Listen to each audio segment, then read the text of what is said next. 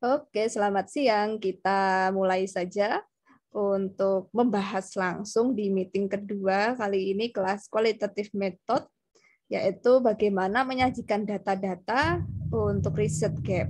Nah, nanti akan kalian temui beberapa informasi menarik terkait riset gap. Apa sih itu riset gap? Dan ketika sudah temukan kesenjangan harapan kenyataan, idealism versus reality, goal setting versus reality, and how to provide the data, and then we can make a research design finally.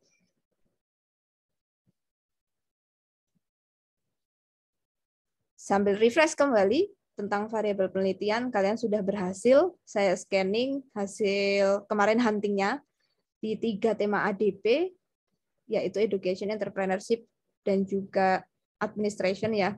Kalian sudah bisa temukan masing-masing tema itu lebih dari 10 variabel.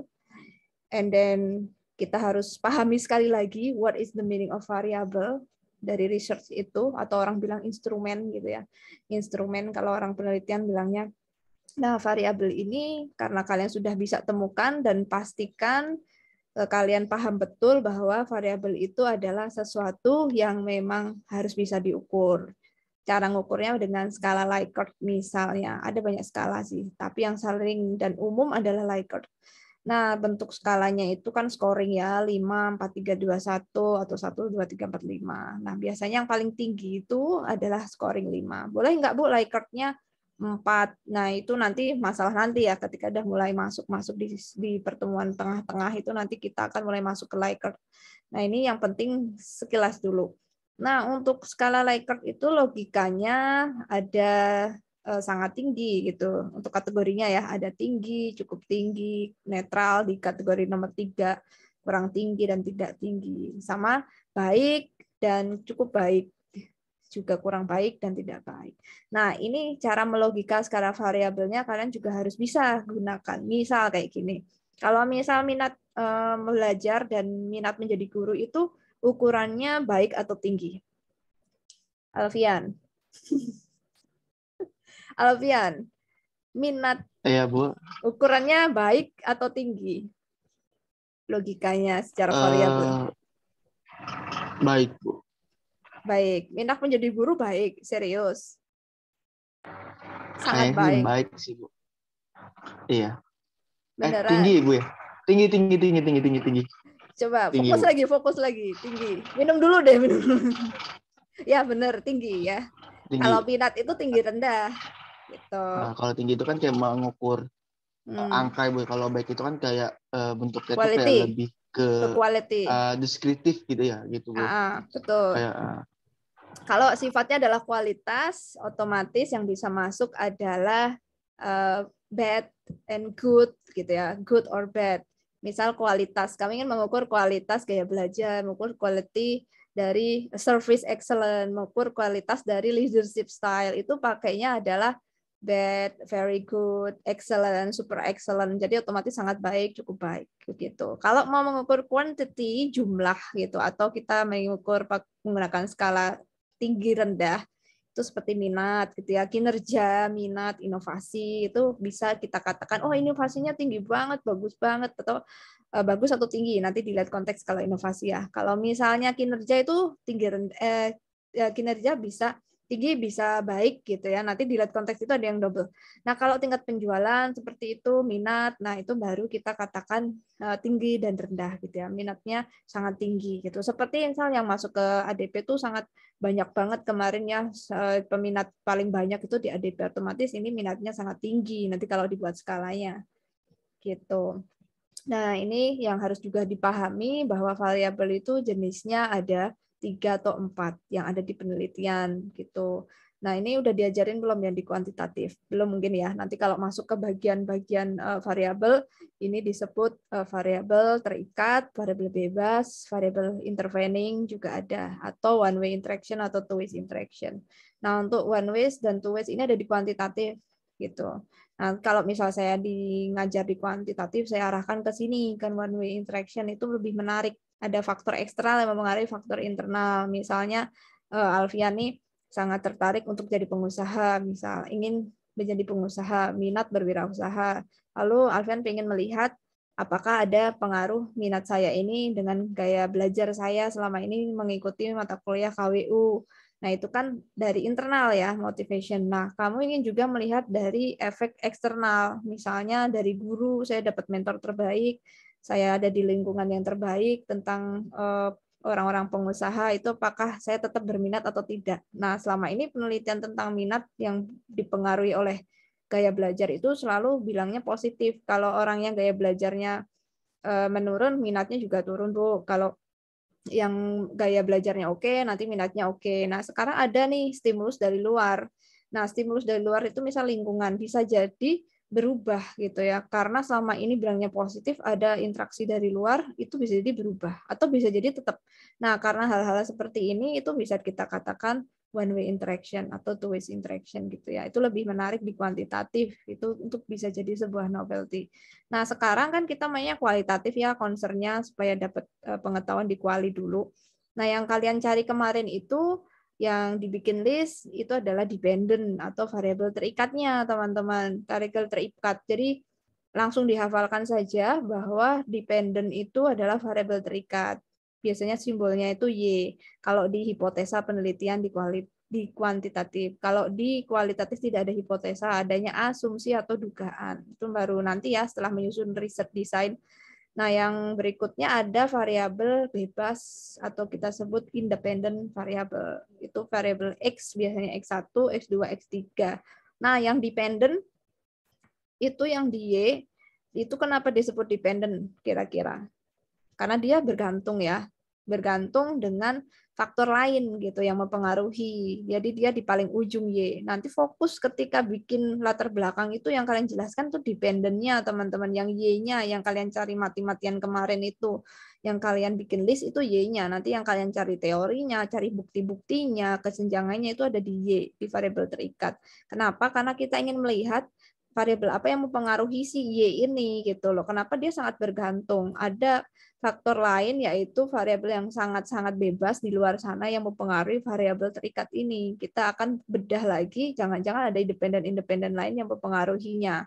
Nah, kita harus temukan itu melalui wawancara dan lain sebagainya. Begitu. Itu yang disebut dengan independen. Kalau intervening itu bukan keduanya ya, bisa dari luar gitu, dari luar, dan itu tidak mempengaruhi atau bisa jadi mempengaruhi. Nanti punya dua sisi dampak. Nah, kalau di variabel kualitatif jelas itu jadi dependen semua, walaupun nanti independen kita bisa tarik ke dependen atau variabel terikat. Biasanya nanti penguji akan menanyakan teman-teman, ini kamu variabelnya kenapa gaya kepemimpinan, dia variabel apa biasanya gitu, mana yang dependen, mana yang independen, kenapa ini kamu jadikan yang terikat, kenapa kamu jadikan ini yang bebas, kenapa ingin kamu menduga seperti ini gitu. Nah, nanti harus bisa berargumen di depan para pembimbing. Nah, biasanya setelah banyak membaca jurnal, baca hasil penelitian, lumayan bisa ada gambaran kenapa saya memilih misalnya si gaya kepemimpinan itu masuk ke kategori dependen. Nah, ini hasil recap dari teman-teman semua setelah mencari jurnal ya seminggu kemarin, kita akan bedah lagi lebih dalam. Ini artinya variabel yang kalian temukan itu nanti yang kalian jadi peminatan yang kalian highlight ya di Excel, itu akan kita tarik ke judul penelitian ya, from variable to the title of design result. Nanti akan kita buat judul gitu dari variabel yang sudah kalian pilih, yang kalian highlight akan kita jadikan judul. Nah, ini recap sementara atau seala kadarnya dulu untuk menjadi contoh untuk tema pendidikan. Nah, di sini yang saya kasih warna merah itu adalah variabelnya. Ada hasil belajar, kemampuan pemecahan masalah, ada strategi pembelajaran, aktif, begitu. Ada kesiapan kerja, motivasi, growth mindset, prestasi, banyak banget ya. Kesulitan belajar. Nah, ini saya jarang ya nemu untuk faktor kesulitan belajar pada siswa. Ini kayaknya unik, bisa jadi novelty. Terus ada keaktifan berorganisasi berpengaruh kepada kesiapan kerja atau kecepatan mendapatkan pekerjaan. Saya belum nemu loh jurnal kayak gini. Mungkin kalian bisa neliti nanti ya, sometimes. Kayak seru deh, kayaknya seru kalau untuk pendidikan. Nah, ciri-ciri kuali lihat di depan ada studi, ada analisis, ada studi deskriptif, ada analisis, ada studi kualitatif, misalnya ada faktor-faktor, ada analisis hubungan, wes jelas itu adalah kualitatif. Tapi nanti ingat, dilihat dulu, dibedah jurnalnya, lihat bagian abstraknya, cek metodologinya, adakah kalimat tentang kualitatif method, atau this research using interview gitu misalnya, itu jelas itu kualitatif. Nah, ini tema untuk entrepreneurship atau kewirausahaan, contoh-contoh judulnya seperti ini ya. Ini yang saya kasih merah lagi-lagi adalah variabel dan nanti kita tarik jadi judul. Nanti masukkan kata kunci yang depan-depan itu seperti faktor-faktor atau analisis atau study case, studi kasus. Nah, studi kasus itu menarik teman-teman, kalian menyoroti satu aja ruang lingkup di situ. Kalau memang akan mau dibawakan etnografiknya atau etnosentriknya, yaitu kultur setempat. Misalnya di sini ada analisis faktor yang memotivasi para wanita berwirausaha melalui bisnis online, dan studi kasusnya itu kepada ibu-ibu muda, pengusaha muda di kecamatan tertentu. Gitu. Nah, ini menarik banget ya. Misalnya juga kalau kalian ingin rubah atau memang kalian ingin mencari yang lain, kita tinggal ganti saja nanti ya. Tidak mompreneur, misalnya anak-anak muda di sana, begitu. Ini ada strategi bertahan socialpreneur dan juga pelatihan kewirausahaan, analisis dampak. Nah, ini contoh-contoh kualitatif untuk tema-tema kewirausahaan. Kalau tema administrasi juga seperti ini, contohnya teman-teman, ada manajemen laboratorium, manajemen arsip dinamis, gitu. Ada pengelolaan arsip di kecamatan, ada desain tata ruang atau ergonomi, ada implementasi dari arsip elektronik di beberapa instansi, misalnya instansi tertentu menggunakan arsip elektronik yang dimana dia dari tender gitu ya, dari pihak ketiga, seperti di Pertamina tuh dia punya sendiri ya, namanya khusus, PLN juga punya sendiri, imigrasi punya sendiri, Bulog punya sendiri, PT Pos punya sendiri, bahkan UNJ juga punya sendiri, namanya SIAKAT. Jadi ada namanya sendiri-sendiri. Nah, ini adalah dia nelitinya di universitas tertentu, ini aku lupa, kayaknya di swasta, namanya Office Smart. Bisa jadi penelitian juga gitu ya, Bu, aku mau neliti kok elektronik di imigrasi misalnya, lah itu seru, tinggal kalian main aja ke sana gitu ya. Nah, itu udah selesai, udah dapat judul selesai gitu untuk kualitatif. Nah, analisis kinerja pegawai juga ada, sistem informasi, administrasi, sistem informasi SDM, implementasinya seperti apa, dan gaya kepemimpinan seperti apa yang ada di kepala desa sana. Nah, itu bisa jadi tema-tema yang ADP masuk dalam lingkup itu. Nah, rata-rata di dosen senior kita suka yang seperti ini ya teman-teman, yang very very administration gitu ya tesnya, dan apalagi objeknya di sekolah. Nah, biasanya itu suka banget gitu ya senior kita, karena emang ini yang benar-benar kita ajarkan untuk beberapa mata kuliah yang kalian selama ini sudah dapatkan begitu. Apalagi ini studi manajemen lab OTKP itu biasanya kalau dosennya senior dan emang di kependidikan langsung diiyain gitu ya. Oh, penggunaan ini ya Google Drive untuk efektivitas arsip misalnya, langsung biasanya diiyain gitu. Tapi nanti lihat dulu senjangannya seperti apa. Kalau memang bisa diyakinkan dengan data kita, rata-rata lebih mudah untuk iya gitu. Nah, ini pada akhirnya kita harus bisa menjadi seperti Dr. Strange, teman-teman, untuk merubah mindset dan juga merubah lokus. Jadi penelitian yang baru. Nanti saya ajarkan gimana caranya. Sebenarnya penelitian yang kita lakukan dan penelitian-penelitian yang ada di dunia itu only change the locus and then create new result. Aslinya bukan new ya, bukan new banget sih. Bukan baru sekali. Mereka sebenarnya berdasarkan reference yang sudah ada seperti yang kalian temukan, lalu kita rubah saja lokasinya, objeknya, subjeknya, sampelnya, bahkan variabelnya kita mainkan gitu. Dengan punya database banyak, kita tinggal pasang sana pasang sini dan kita lihat mana yang kira-kira belum pernah dilakukan di sini. Nah, itu yang disebut dengan change the locus. Kenapa strategi ini cukup ampuh, teman-teman? Karena kita ada di ranah sosial gitu ya, di ranah sosial di mana psikoanalitik teorinya untuk orang-orang sosial itu manusia adalah organisme yang sangat dinamis, pasti berubah terus, dan otomatis perubahan seperti ini tuh hal yang wajar kita lakukan ya. Nah, kalian juga harus tahu bedanya objek penelitian dan subjek penelitian. Objek penelitian itu adalah lokasi tempat kita meneliti, seperti sekolah, misalnya kantor, kantor kecamatan, dinas sosial, ini ya. Ini contoh-contoh universitas, terus desa, itu adalah objek penelitian. Jadi jangan tertukar dengan subjek penelitian. Nah, subjek penelitian itu tadi adalah guru, misalnya yang diteliti gurunya, ada juga anak SMK, ada juga pegawai, kepala sekolah. Nah, itu disebut dengan subjek penelitian. Nah, subjeknya di sekolah, subjeknya adalah anak SMK kelas 11 atau kelas 12, objeknya adalah di sekolahan. Nah, itu. Misal kita mau ganti nih gitu ya. Kita mau ganti, kita coba change lokusnya dong please gitu ya.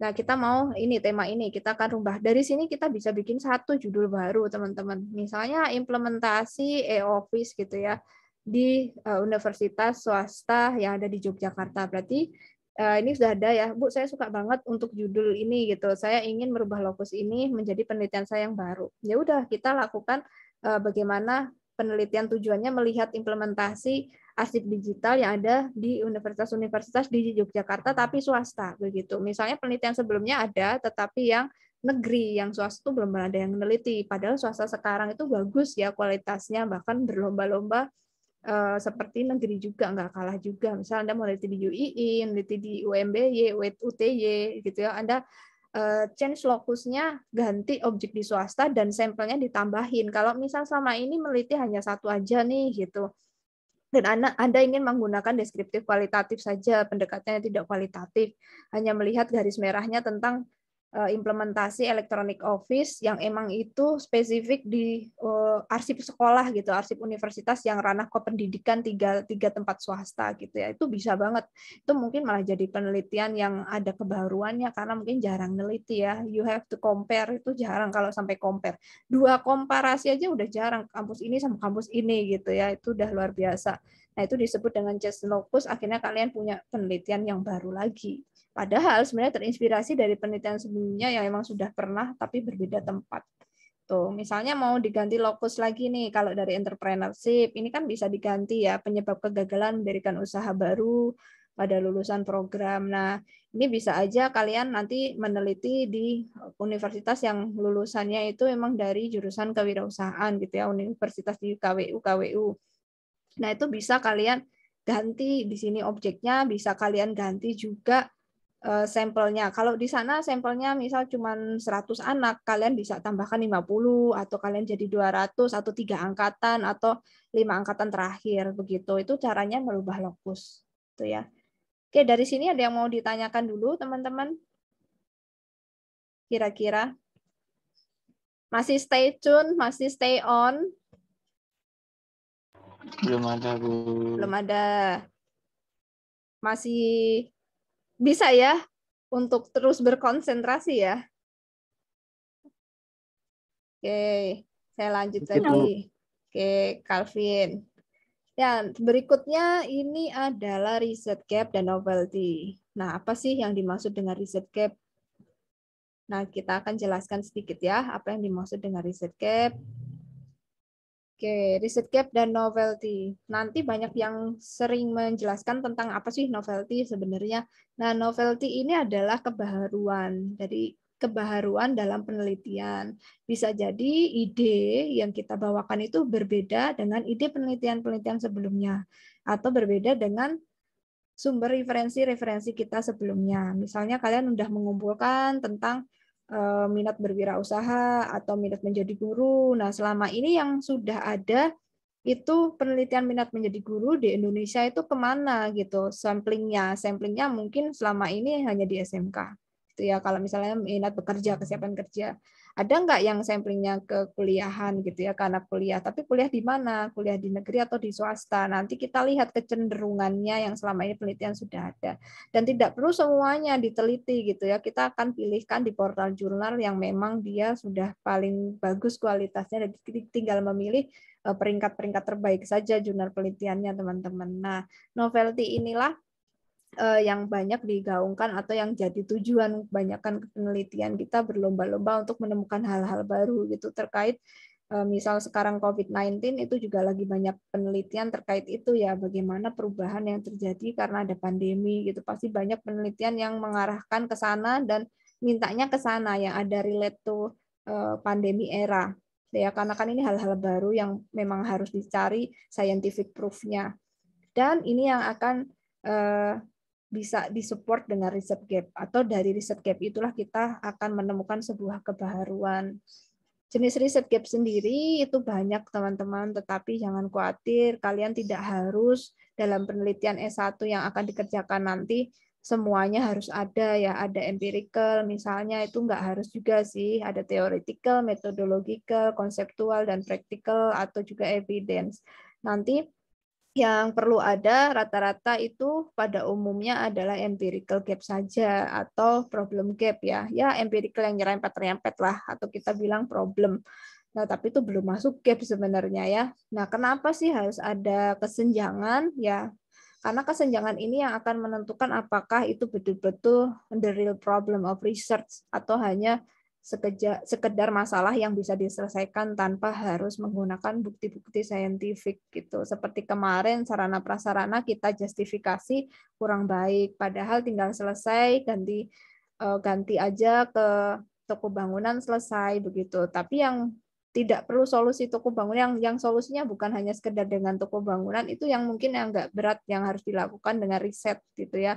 Nah ini kita harus cek sejauh itu. Kenapa riset gap ini muncul dan kita harus pahami karena ini merupakan awal dari problem identifikasi atau problem atau masalah rumusan masalah yang nanti kalian tulis setelah introduction gitu ya. Setelah introduction ada rumusan masalah, baru nanti kita lihat pembatasannya, lalu tujuannya yang ingin kalian teliti apa, baru muncul pertanyaan penelitian dan juga asumsi begitu ya. Nah itu cara menyusun untuk riset design di bab 1. Oke, yang empirical gap. Empirical gap itu adalah fakta-fakta atau bukti tentang penelitian-penelitian yang sudah dilakukan gitu ya. Misalnya begini, selama ini ada bukti tentang penelitian minat belajar.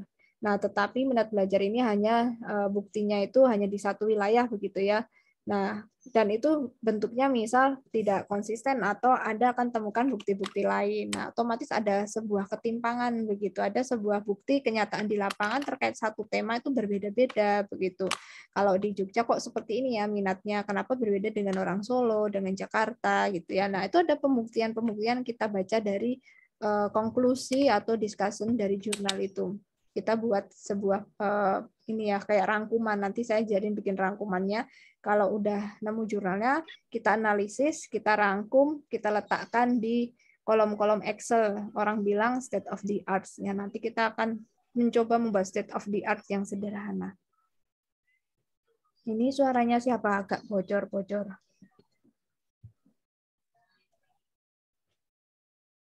Nah, udah. Oke.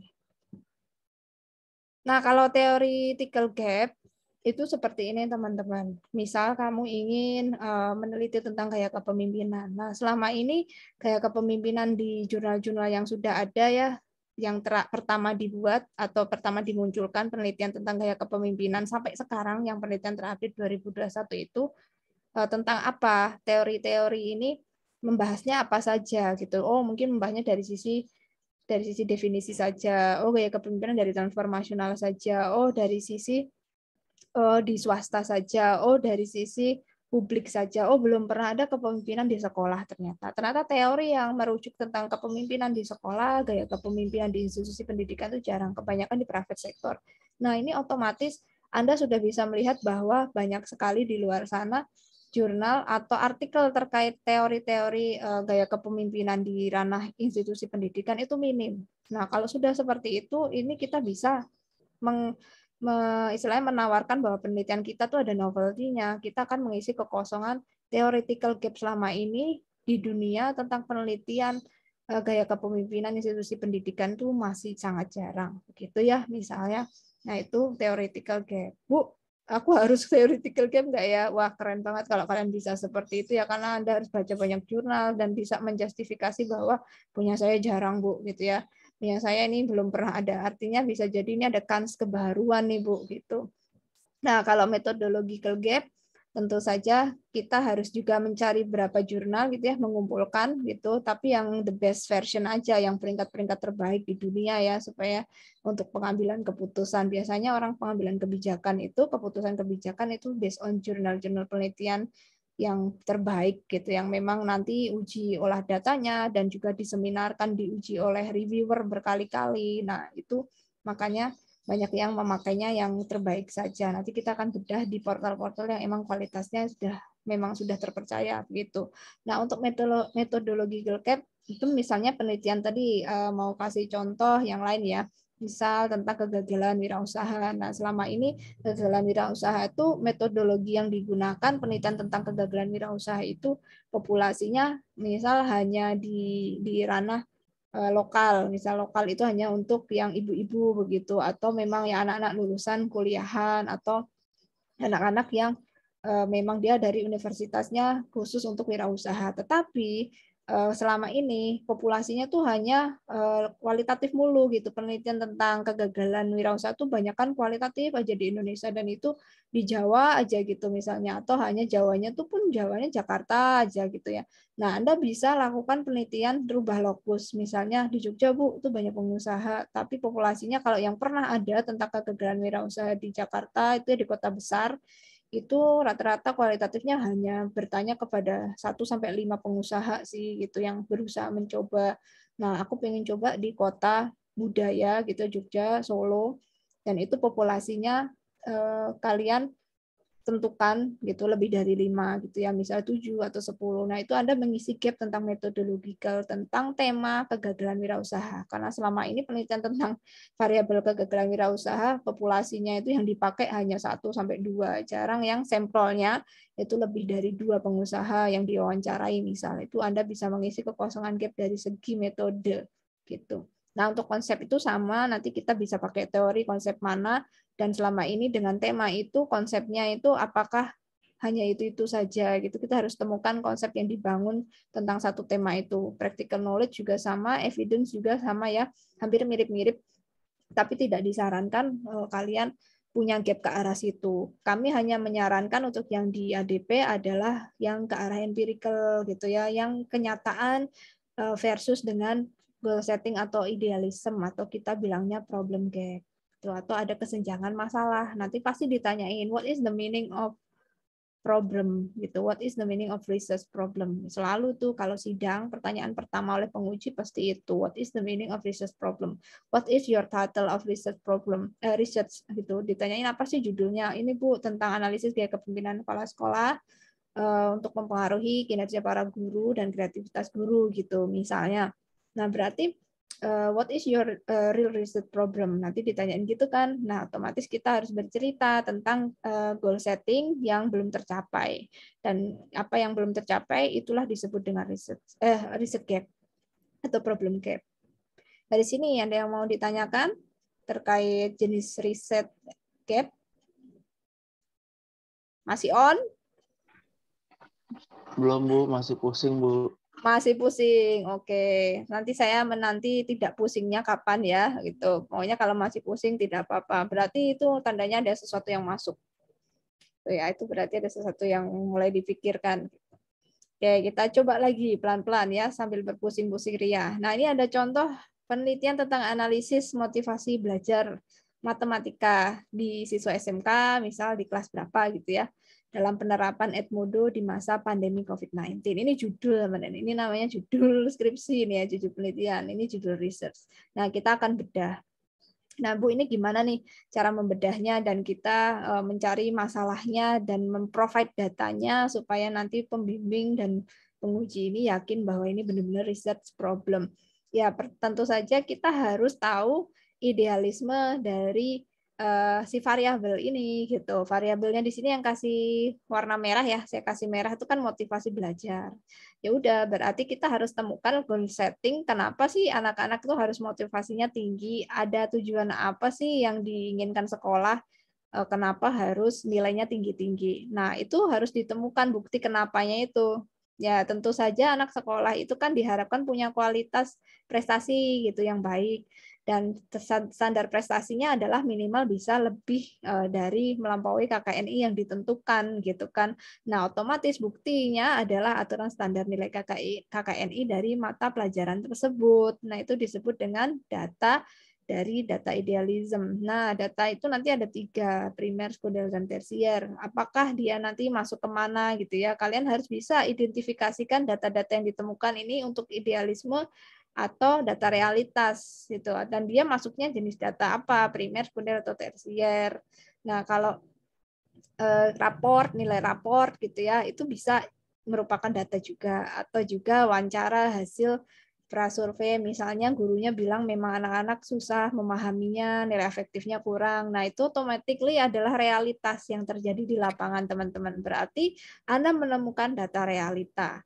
Dan kalau dari tempat itu langsung, tempat penelitian itu langsung sumbernya ya dari si internal dari subjek dan objek penelitian, otomatis dia merupakan data primer gitu ya, data inti karena ada di lokasi itu sendiri gitu muncul. Tuh ya kayak tadi yang sudah saya ceritakan, misal kita di-hire nih ingin menyelesaikan suatu masalah di industri, misalnya di berbagai UKM atau di pemerintah daerah meneliti korporat gitu ya, misalnya korporat ini harus go public dalam waktu 5 tahun, tapi ternyata gagal atau tidak bisa buka cabang gitu ya, nggak bisa ekspansi ke kota lain, padahal targetnya adalah harus ekspansi. Nah, lalu kita di-hire untuk mencari solusinya kenapa gagal tidak bisa target terpenuhi. Ya, otomatis kita harus mencari dua data ini, teman-teman, data idealisme dan data realita. Kita seperti detektif ya, kita meneliti. Ya, kita harus membongkar aturan-aturan, sasaran kinerja, terus juga hasil rapat target kinerja. Itu mereka merumuskannya bagaimana selama waktu itu menargetkan. Oh, ternyata merumuskannya bersama-sama dengan jajaran pimpinan di berbagai cabang ditentukan bahwa target yang harus dipenuhi untuk bisa buka cabang ya usaha ini adalah bisa menjual 1.000 item per bulan targetnya. Nah, ternyata realitanya belum mencapai, rata-rata hanya 700, 500 karena pandemi mungkinnya tidak mencapai target. Nah, bukti realita tidak mencapai target kita temukan di bagian departemen penjualan. Di situ kan kelihatan data-data penjualannya ya tidak mencapai target. Nanti dari dua data ini di-compare, diversuskan. Aturannya palingnya gini, ternyata nggak gini gitu ya. Nah, itu nanti kita akan bedah kenapa bisa gitu. Kita bisa duga banyak hal dari situ. Baru kita masukkan X-nya atau kita buat kualitatifnya. Bagaimana strategi atau bagaimana penerapan gaya kepemimpinannya nih selama ini, atau bagaimana strategi bertahannya selama ini gitu ya, kok nggak bisa mencapai target. Atau yang paling gampang gini deh analogikanya, kan kalian pengen banget lulus nih, pasti kalian punya goal setting of life ya. Bu, saya tuh umur sekian pengen cepet jadi sarjana, menikah, dan punya pekerjaan yang mapan misalnya. Itu kan semua orang punya idealisme dan goal setting. Nah, nyatanya, tetapi realitanya saat ini belum lulus-lulus gitu. Padahal target lulus itu maksimal kan 7 tahun untuk bisa sarjana. Nah, ternyata mahasiswa ini baru di 7 tahun ini belum lulus-lulus gitu loh, udah hampir mau DO gitu misalnya. Nah, otomatis ini kan realita dan kenyataannya tidak terpenuhi, belum terpenuhi begitu ya. Ada sesuatu yang tidak terpenuhi atau belum terpenuhi. Artinya ada gap, artinya ada kesenjangan, ada masalah yang melingkupi si anak ini. Harusnya 7 tahun di aturan pemerintah itu maksimal untuk menempuh S1 atau sarjana. Tapi nyatanya banyak juga yang belum lulus gitu. Ada target yang belum tercapai gitu kan, pasti ada sesuatu ya, ada problem. Kita bisa duga problemnya bisa jadi ada tantangan gitu ya, tantangan siswanya atau daya juangnya atau juga motivasinya. Berarti di sini kita bisa tarik sebuah judul, teman-teman, analisis daya juang mahasiswa ADP ketika menyelesaikan tugas akhir, analisis minat mereka mengerjakan skripsi, atau studi kasus tentang sumber bagaimana mereka bisa memperkuat semangat gitu. Nah, itu bisa jadi penelitian karena ternyata Anda bisa temukan data bahwa realitasnya banyak kakak tingkat yang belum selesai TA misalnya. Dari satu angkatan itu harusnya selesainya sekian gitu ya, goal settingnya. Satu angkatan harus bisa 4 tahun. Ternyata dalam waktu lebih dari 4 tahun, satu angkatan itu masih separuh belum lulus gitu ya. Itu kan berarti meleset dari target, dan realita itu banyak bukti-bukti yang kita bisa dapatkan. Bisa kita wawancara dengan dosennya, iya saya yang bimbing memang belum lulus, anaknya hilang-hilangan, saya di ghosting misalnya. Nah, itu bisa jadi bukti-bukti atau bukti primer ya, bukti primer tentang realita di lapangan. Ya, itu disebut empirical evidence, teman-teman. Kita harus cari ke situ. Tuh, itu gambaran secara analoginya ya. Tuh, nah inilah disebut idealisme dan realita. Jadi itu yang disebut apa tuh? Riset gap. Ya, riset gap. Itu yang harus dicari, teman-teman. Ada kesenjangan harapan dan kenyataan. Misal lagi tujuannya goal settingnya pengen cepat nikah di usia 25 gitu, tapi kenyataannya udah 27 belum gitu. realitinya. Nah, itu kalian harus support data, teman-teman support data. Kenapa harus 25? Nah, nanti misalnya di keluarga saya tuh ada sebuah kesepakatan, misalnya harus bisa di umur 25 tuh akan mewarisi perusahaan dan otomatis di 25 harus menikah dan harus punya pasangan supaya bisa menjadi pewaris dan mengelola ke perusahaan begitu. Misalnya tuh terah gitu ya. Nah, terus di 27 itu masih belum nikah, misalnya masih studi di luar negeri, masih karir, nah itu bisa aja diteliti atau secara kecil-kecilan lah gitu. Kenapa nih gitu ya? Jangan-jangan atau analisis strategi mereka analisis bertahannya atau analisis apanya kita bisa cari di situ. Itu kan ada kesenjangan gitu ya. Izin apa nih? Oke, silakan loh kalau mau tanya bisa langsung di chat room atau langsung di sela ya. Nah, data primer, data sekunder, dan tersier itu ngambilnya dari mana gitu, Bu? Bisa nggak datanya nggak harus wawancara? Bisa banget. Nanti kan teman-teman ini nggak turun ya ke lapangan kalau untuk menyelesaikan mata kuliah kualitatif ini. Dan minimal nanti sudah bikin draft proposal, kan belum magang, jadi nanti yang harus dilakukan adalah mencari data sekunder. Data sekunder itu dari eksternal, yaitu dari artikel berita, hasil prasurvei, wawancara yang ada di portal-portal berita seperti BBC dan sebagainya, atau Kezon, atau Kompas, gitu, dan atau perkataan dari para ahli atau para pejabat pemerintah terkait hasil survei. Itu nanti saya tunjukkan ya. Nah, kalau data tersier itu bisa dari buku, artikel, ensiklopedia, dan kamus. Kalau data primer itu aturan perundang-undangan yang ada di objek penelitian gitu. Nah, untuk data primer itu nanti akan kalian lakukan ketika sudah mendapatkan dosen pembimbing di percepatan tas. Setelah percepatan tas ya atau pas waktu magang. Nah, jadi yang harus dilakukan ketika kita sudah tahu variabelnya, kita sudah milih mana yang mau ingin kita teliti gitu, lalu kita mencari bukti-bukti kesenjangan dari kenyataan dan harapan, harapan dan kenyataan. Lalu kita mencari bukti itu. Bukti itu bisa kita masukkan primer dan sekunder. Nanti ada beberapa dosen itu rata-rata maunya primer, teman-teman. Misalnya mana nih bukti bahwa motivasi belajar mereka kurang. Apa alasan kamu bisa bilang bahwa di sana tuh prestasinya jelek gitu ya. Apa gitu. Nah, otomatis itu yang beliau maksud itu apa? Kalian harus tahu posisi pertanyaan itu. Artinya Anda harus bawakan data primer, Anda harus bawakan data yang emang sumbernya dari si objek itu langsung gitu, di sisi subjek itu langsung di objek itu. Tentang data realita, berarti yang dia minta mana bukti bahwa realitanya di sana itu prestasi belajar rendah ya. Kita harus langsung paham, berarti bukti tentang prestasi belajar itu ada di nilai rapor dan KKNI. Ya, you harus cari itu gitu ya di sekolah itu, di gurunya, lu minta gitu ya, minta aja gitu.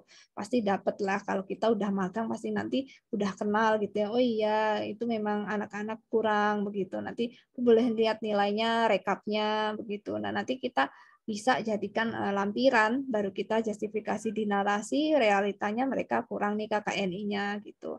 Nah, seharusnya nggak gini kan, Bu? Harusnya idealnya gimana, Bu? Ya ini nilainya KKNI harus tinggi, tapi ternyata nih lihat raportnya. Jadi KKNI dan raport itu adalah dua data berbeda. KKNI itu adalah data idealism dan raport data realita. Kalau bisa dapat dua data ini artinya Anda sudah menemukan data riset gap dan itu primer gitu ya, yang paling inti ya, data eksklusifnya.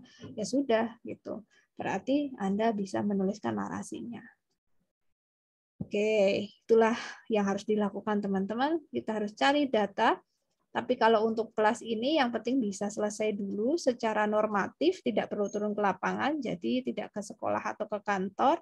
Kita cari dari data sekunder yang ada di penelitian atau di jurnal atau ada di portal-portal berita berupa hasil survei, begitu. Bisa menggunakan PPS, CNN, Kezon, IDN Times survei, atau surveinya apa tuh BKKBN ya, bagus banget tuh kemarin punya survei penelitian tentang milenial junior dan milenial senior, itu beda gaya hidupnya, itu bagus sekali. Termasuk YouTube channel mana yang mereka suka dan sosial media apa yang mereka pakai, itu mereka punya penelitian se-Indonesia, semua provinsi.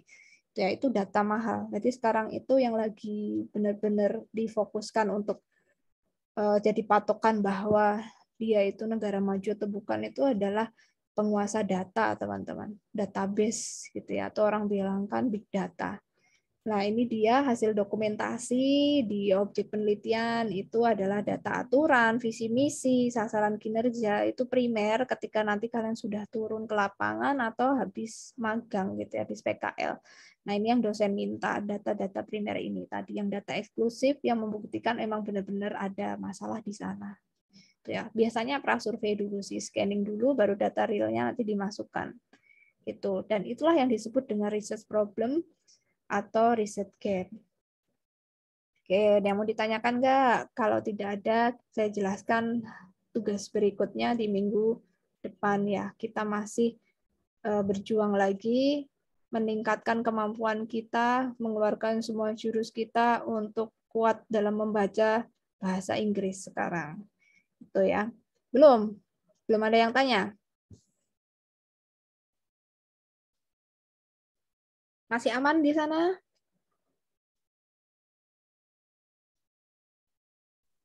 Sementara aman, Bu. Sementara aman. Dimas aman? Sampai minum air putih loh ya. Ini kan lumayan. Oh, Maaf Bu, izin bertanya. silakan. Ini kita nyarinya itu minimal berapa ya? Apakah misalkan dicarinya itu minimal 3 bahasa Indonesia, bahasa Inggris, atau 3 itu campuran, Bu? Oke. Ini saya jelaskan habis ini ya. Oke, kalau yang materi sebelumnya ada nggak? Nggak ada, sudah ya cukup lumayan bisa ya dipahamin. Oke, kalau sudah ini saya akan jelaskan pertanyaannya Alfian tadi yang terkait bagaimana untuk melatih lagi mencari sumber referensi atau daftar pustaka yang baik untuk dasar kita melakukan penelitian yang bagus gitu. Nah, ini yang harus teman-teman lakukan sama seperti sebelumnya, kita mendownload artikel jurnal Indonesia dan Inggris. Kali ini ada Inggrisnya gitu. Kalau yang Indonesia masih kembali karena kita harus bisa juga mencari di ranah Indonesia. Jumlahnya lebih banyak lagi teman-teman, yaitu 8, masing-masing 8. Untuk Indonesia 8, Inggrisnya 8. Ada alasannya why 8. 8 itu angka infinity ya, angka tak terhingga. Nanti diharapkan kalian punya ketangguhan yang tidak terhingga, kalian punya rezeki tak terhingga, punya pengharapan baik tak terhingga. Pokoknya infinity itu nomor 8 angka sakral. Jadi saya maunya di 8. Kalau 7 katanya angka keberuntungan gitu ya. 8 tak terhingga, saya maunya juga keberuntungan Anda tak terhingga begitu. So you have to find each for Indonesian journal 8. Itu ya, 8 jurnal untuk Indonesia, 8 yang Inggris. Nanti habis ini saya informasikan bentuk state of the arts-nya yang memasukkan analisa jurnalnya itu seperti apa. Jadi sekarang mencari dan menganalisis begitu. Nanti saya ajarkan habis ini bagaimana menganalisis, how to analyze the article journal yang kita bilang state of the art. Nah, ini saya berikan portal jurnal namanya database ya. Portal itu database tempat jurnal-jurnal. So, yang pertama untuk jurnal bahasa Inggris yang bisa saya rekomendasikan adalah portal di sciencedirect.com atau elsevier.com. Sama aja ya. Kamu masukin Elsevier, di enter keluarnya nanti ke Science Direct. Kenapa sih harus yang Science Direct? Karena dia nge-link dengan Scopus gitu ya. Scopus ini yang banyak dipakai di dunia atau research dari researcher dunia yang the best quality yang jadi rujukan pengambilan keputusan besar gitu. Itu ada di Science Direct. Nanti nge-linknya ke Scopus gitu ya. Yang paling banyak kualitas paling bagus. Kenapa? Di sini yang bisa tembus ke sini ya, jurnal yang bisa masuk artikel penelitian ke sini itu susah sekali karena reviewernya sangat-sangat strict. Bahkan pembimbing-pembimbing kita itu belum ada apa-apanya ya, pembimbing jurnal kita, skripsi kalian. Nah, di sini kita pun juga diperlakukan sama seperti anak kuliahan kalau mau masuk ke sini biar bisa tersubmit di sini itu kita diperlakukan sama persis seperti anak kuliah gitu, di review habis-habisan gitu. di-review, dilakukan pengujian ilmiah, mana nih buktinya, mana kurang sharp, kurang tajam bukti ininya, mana kok nggak ada justifikasi ininya, apa ini profit ini itulah gitu ya, baru membuktikan bahwa ini benar-benar saintifik dan hasilnya dipertanggungjawabkan. Nah, makanya di sini hasil jurnalnya itu kualitasnya terjaga lah minimal seperti itu, karena dia ngelinknya ke Scopus ya. Ada selain Scopus yang terbaik itu WOS, Web of Science, tapi Indonesia belum bisa akses secara gratis. Harus yang sekolah di luar negeri begitu. Nanti caranya kalian bisa masuk ke atau klik ke bagian find article ini teman-teman. Nanti saya contohkan ya find article. Nah, yang kedua selain di Elsevier kalian bisa main ke sini 10fonline.com. Ini punya Taylor Francis, tapi dia nggak ngeling sama Scopus, cuman dia juga bagus gitu. Istilahnya banyak juga yang bagus di sini ya. Nah, di sini kenapa bagus? Karena dia di Europe basisnya, di Europe, dan ini merupakan kualitatif ya. Banyak yang kualitatif di sini. Karena orang Eropa tuh suka banget bercerita, teman-teman. Ini jurnal yang paling banyak ditemukan halamannya itu rata-rata di Taylor Francis, bisa lebih dari 10 halaman kadang kalau kualitatif. Itu ya, kadang kan jurnal kuanti itu rata-rata cuma 5, 12 gitu. Bayangin 5, 12 berbanding 25. Ya kuanti 10 misalnya, kualitatif jurnalnya berlembar-lembar. Nah, nanti kalau misalnya ketika kalian hunting dan Anda menemukan link jurnal yang nggak bisa dibuka, nggak bisa di-download, nanti DOI-nya, link DOI-nya bisa dimasukkan ke URL kolom ini ya, di kolom ini, di Skyhub yang bawah nih ya. Dan semua mahasiswa baik S1, S2, S3 yang memang sudah proses tugas akhir disuruh referensi asing itu udah paham tentang ini. Ini sudah rahasia umum menggunakan Skyhub untuk nge-track yang berbayar, bisa jadi gratis gitu. So, itu teman-teman yang harus kita kerjakan, jadi jangan menyerah, kita harus pakai kekuatan dua super power orang ini ya, yaitu Dr. Strange dan Bapak Iron Man. Jadi kalian harus tangguh dan juga harus bisa mengular dan mencari inisiatif ketika situasinya mendesak ya. Oke, ada yang mau ditanyakan dulu? Kalau nggak ada, saya ajarkan cara huntingnya. Saya ingin bertanya, Bu. Siapa? Silva? Santi, Oke, silakan. mengenai tugas yang hunting jurnal tadi, kan sesuai minat kami, Ibu. Nah, itu harus yang kami tandai waktu yang di Excel kemarin, atau misalnya kita kan ada yang minat, kita pakai artikel itu, Bu. Kalau Santi kemarin apa yang kamu tandai? Saya tandai untuk yang pendidikan itu mengenai PKL atau magang, kemudian yang kewirausahaan mengenai minat berwirausaha, Bu. Terus kemudian yang Administrasi? administrasi, sebentar, Bu. Yang pertama apa tadi? Yang pendidikan? Mengenai PKL atau magang, Bu, di PKL, kesiapan ya, PKL atau implementasi? lebih ke implementasi itu, Bu.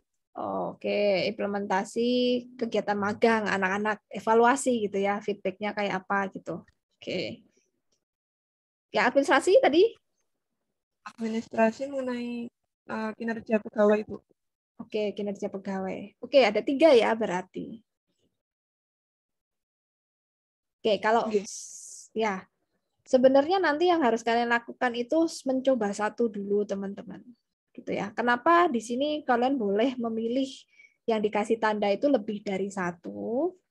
Nah, itu alasannya adalah ketika nanti kalian seperjalanan waktu kok saya sulit sekali menemukan Bu gitu. Di jurnal asing ternyata PKL itu enggak happening gitu, nggak popular gitu, nggak up to date di kita kok terlalu jangan-jangan ini sudah overload gitu. Tema-tema ini tuh di universe kita yang di luar sana bahkan di Indonesia sendiri mungkin sudah overload dan itu sudah terbukti sejak zaman Ken Arok gitu atau zaman Majapahit itu udah jelas banget hasilnya itu aja gitu ya. Nah, tetapi bisa jadi hal menarik gitu kalau kita menemukan. Nah, yang harus dilakukan untuk teman-teman sekarang kalian fokus satu dulu dari 3. Karena 3 ini artinya kalian punya opsi lain. Semisal ketika tadi mencari kok tiba-tiba susah tidak menemukan jurnalnya gitu ya, otomatis yang harus dilakukan mencoba opsi kedua, variabel kedua kita cari penelitian variabel kedua. Kayak dulu misalnya saya ingin meliti tentang kinerja gitu, udah tahu objeknya misal di BUMN, tetapi kok nggak ada data gitu ya. Akhirnya saya rubah lokusnya untuk ke budaya perusahaan, ternyata ada datanya gitu, ada data idealisme dan realita. Ya udah, dan sempat kalau saya tidak punya opsi-opsi variabel lain mungkin bingung dan menentukannya bisa jauh lebih lama lagi, selesainya jauh lebih lama. Jadi dari 3 tema ini sekarang Anda fokus satu dulu. Sekarang Anda melihat ke dalam diri, saya mau mencoba yang mana dulu nih gitu. Mau administrasi dulu deh, saya lebih sukanya mungkin sangat sukanya di administrasi dulu. Ya udah, berarti nanti kamu cari jurnal tentang work performance. Jadi nanti Santi cari jurnal tentang work performance gitu ya di dunia gitu. Jangan lupa tahun terakhirnya adalah 5 tahun terakhir gitu. 2017 itu terakhir ya, terupdate untuk hunting 2017 startnya. 2017 2022 tentang work performance, penelitian tentang kinerja perusahaan kinerja pegawai selama ini seperti apa, sudah berkembang sejauh mana secara kualitatif metode begitu. Jadi fokusnya itu dulu. Santi ke situ berarti ke work performance. Misalnya gitu ya. Anda coba di work performance. Nah, sekarang kita coba ya. Misalnya kita pakai temanya Santi atau nanti kalian bisa jadikan ini inspirasi begitu.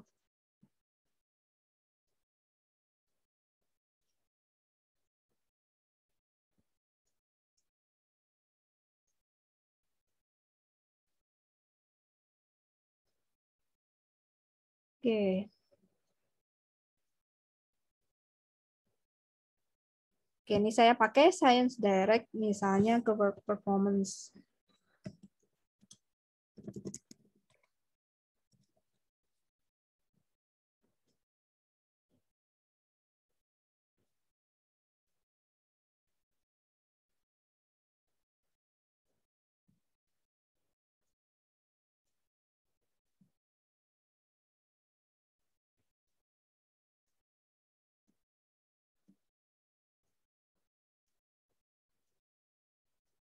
Oke, kita misal mau mencoba ini ya.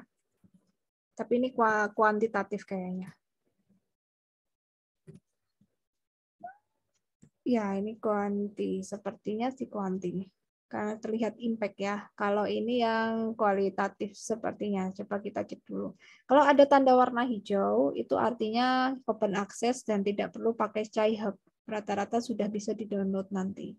Dan di sini efek dari performa kinerja yang tinggi tentang sistem seperti apa yang orientasinya OCB begitu. Nah, kita coba yang ini ya, tapi aku malah seneng yang ini sepertinya anxiety, driving, dan work performance. Ya hijau atau tidak? Oh tidak hijau, berarti kita bisa ambil doi-nya.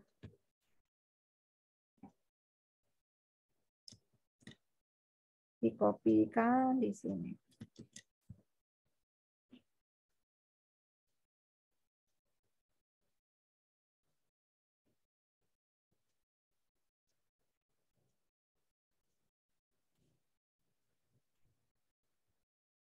Oke, berarti ini bisa kalian download teman-teman.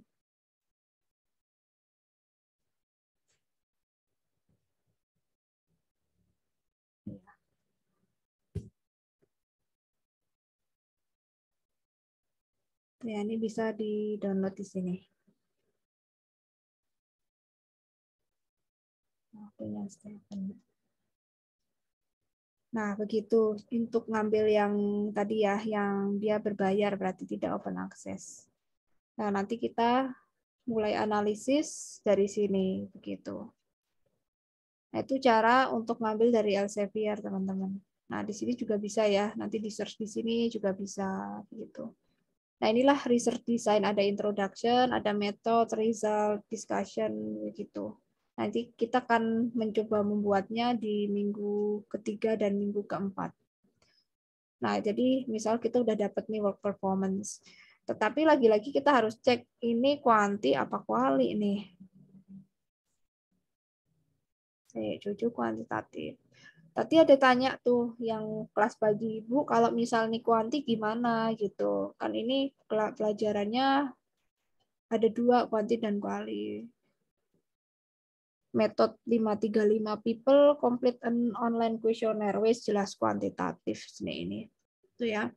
Bu, gimana kalau kuantitatif? Ya berarti kalian keep gitu ya, kalian simpan untuk bekal kalian nanti skripsi kalau percepatan tas gitu. Kalian masukkan ke foldernya kalian sendiri tentang tema. Jadi foldernya itu isinya tema dan ini variabelnya Anda. Nah, tapi yang perlu disubmit untuk tugas saya hanya yang kualitatif saja gitu. Jadi kalian nyari kuanti boleh, tapi nanti kalian disimpan, di keep sendiri, foldernya disendiriin gitu. Yang kualitatif foldernya sendiri. Yang disubmit ke saya hanya yang kualitatif saja gitu. Tetapi nanti bisa kalian pakai kalau skripsi, dua-duanya boleh. Dua-duanya sih tidak melihat metodenya harus kuali gitu, enggak sih. Malah justru digabung ya, kuanti dan kuali harus digabung untuk melihat metodological gap-nya. Jangan-jangan penelitian work performance itu kebanyakan selama ini hanya kuanti tok, Bu. Aku kok nemu kualinya dikit. Nah, berarti Anda menemukan yang namanya gap teoretik tanpa sengaja gitu di Elsevier gitu. Bu, banyak yang semua nih kuanti, Bu. Ternyata aku kuali nggak nemu ya gitu ya. Berarti dikit. Ya udah, berarti Anda bisa mengisi kekosongan teoretikalnya dan Anda tanpa sengaja sudah melakukan suatu kebaruan ternyata begitu. Yang di jurnal Asia belum pernah ada, Bu, misalnya kayak gitu. Nah, itu ya teman-teman caranya. Nah, setelah di-download apa nih yang harus dilakukan? Yang harus dilakukan adalah memasukkan seperti ini, teman-teman. Bisa dilihat di layar ya. Nah, ini nanti silakan kalian lanjutkan kembali gitu ya. Kalian bisa lanjutkan untuk nomor 2, 3 sampai 8. Berarti ada 8 jurnal gitu. Jadi nomor 1 tidak dihitung ya, nomor 1 kan contoh, berarti nanti Anda mulai lagi nomor 1-nya tuh di sini gitu ya. 1 2 3 4 5 7 8. Begitu. Nah, ini misal jurnal tentang ini yang bahasa Indonesia ya. Jadi nanti ada 2, bahasa Indonesia dan bahasa Inggris gitu. Kalau saya sarankan nanti kan akan merasakan sendiri nih, biar punya experience ketika membaca Inggris itu kalian akan merasakan bahwa yang Inggris itu lebih gampang. Karena kelihatan ceto ya, mana gap-nya, mana finding-nya. Indonesia itu nanti lihat sendiri, pokoknya kalian akan merasakan sendiri sensasi dan experience ketika pakai jurnal Indonesia dan jurnal Inggris gitu ya. Tapi kalau Indonesia yang bagus juga bagus sih. Itu. Nah, sekarang kita cari ini ya. Contoh jurnal, ngebedah satu jurnal yang tadi aku mau kasih lihat gimana caranya menganalisis.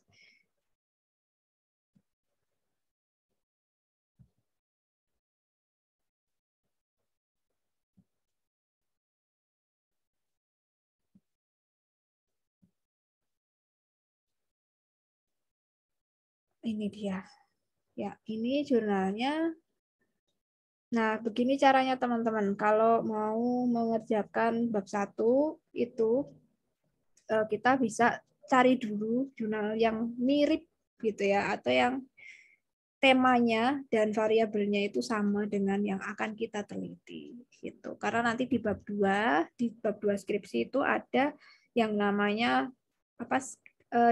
penelitian yang relevan dan itu bentuknya narasi. Jadi Anda menuliskan 3 sampai 5 penelitian atau artikel yang serupa dengan tema ini begitu. Lalu kalian bikin narasinya. Nah, nanti ada formatnya. Kenapa di sini harus hunting seperti ini? Karena itu yang akan jadi patokan gitu ya. Akan jadi patokan sumber yang baik itu akan menuntun kita ke pembuatan penelitian yang baik juga. Nah, ini cara ngisinya seperti ini gitu. Kalian tinggal langsung melihat di abstraknya saja ya. Berarti ini teknik analisis menggunakan data kondensasi, data display, conclusion. Pendeskripsian menggunakan indikator minat berwirausaha. Oke, berarti dia bisa kita katakan penelitiannya dengan observe, metode wawancara, dokumentasi. Tekniknya ini disebut triangulasi. Ya, berarti Swiss jelas di sini dia pakai kuali gitu. Nah, ini aku lupa penulisnya, jangan lupa dimasukkan ya autornya teman-teman gitu. Nah, untuk autornya cara memasukkannya seperti ini. Kalau mau kalian belajar sekalian untuk apa namanya nanti ya, untuk kalau skripsian itu biasanya di daftar pustaka harus pakai Mendeley. Nah, kalau kita ajarkan langsung dengan cara sitasi. Jadi nanti si autornya itu berdasarkan sitasi. Misal kita masukkan di Google Scholar. Ini kan ketemu ya, jurnal yang tadi kita sudah download ada di Google Scholar juga. Kalian bisa cek bagian sitasi ini, cite. Kalian klik bagian cite, lalu nanti muncul di sini ada APA. Kalian pakai yang APA gitu ya. Ini standar untuk sitasi teman-teman gitu ya. Nah, standar sitasi ini yang kalian copy paste ke daftar pustaka. Jadi kalian nggak ngetik satu-satu gitu. Kalau pakai Mendeley lebih gampang lagi. Nah, ini kalian copy nama pengarangnya. Gitu. Namanya di copy, kalian masukkan di penulis. Gitu ya. Kalian masukkan di penulisnya di sini.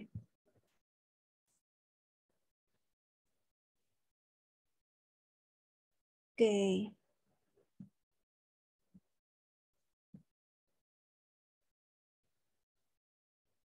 Selesai. Ya, ini nama penulisnya. Nah, ini nama penulis yang sesuai dengan standar sitasi, teman-teman.